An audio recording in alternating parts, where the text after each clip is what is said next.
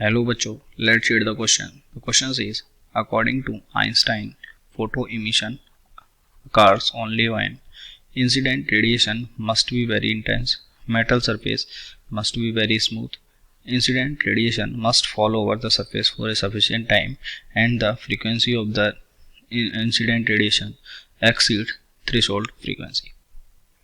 तो सबसे पहले हम इस क्वेश्चन के लिए इसका की कॉन्सेप्ट लिख लेते हैं. की कॉन्सेप्ट,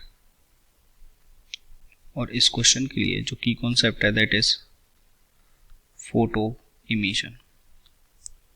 फोटो इमिशन इस क्वेश्चन के लिए इसका की कॉन्सेप्ट हो गया. अब हमको समझना पड़ेगा सबसे पहले कि फोटो इमिशन होता क्या है. तो मान लीजिए ये हमारे पास कोई हमारी मेटल हो गई और इस मेटल का वर्क फंक्शन है that is phi naught. Phi naught is equals to h nu not.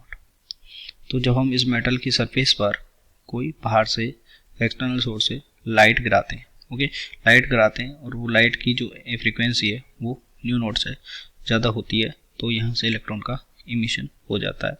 और इन इलेक्ट्रॉन्स के पास कुछ क्या होती है, काइनेटिक एनर्जी होती है.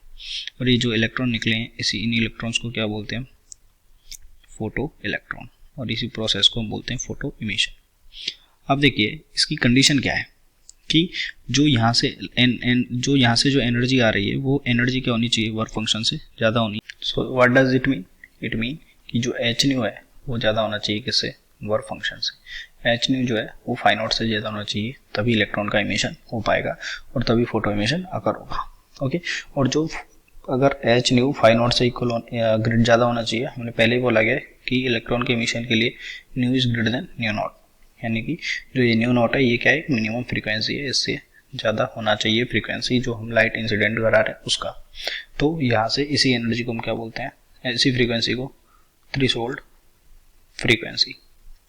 थ्रेशोल्ड फ्रीक्वेंसी यानी कि जो इंसिडेंट रेडिएशन है उसका जो फ्रीक्वेंसी है वो इस थ्रेशोल्ड से ज़्यादा होना चाहिए. तो आप देख सकते हैं ऑप्शन नंबर बी करेक्ट हो गया.